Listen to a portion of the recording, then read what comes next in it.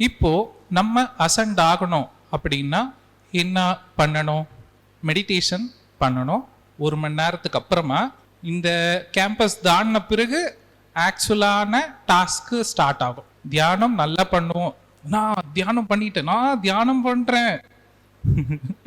அசலான task campus தாண்டின பிறகுதான் start ஆகும். சரி, இந்த எர்த்துடைய அசென்ஷன் நம்ம கையில இருக்கு. நம்ம ரெஸ்பான்சிபிலிட்டி எடுத்துக்கணும். இங்க அரிஷட் வர்க்கங்கள் அப்படின்னு 6 விதமான ஓட்டைகள் இருக்கு. எனர்ஜியை நம்ம கிட்ட இருந்து பறிக்கிற திருடர்கள். காம, குரோத, லோப, மோக, மதம், மாத்சரியம்.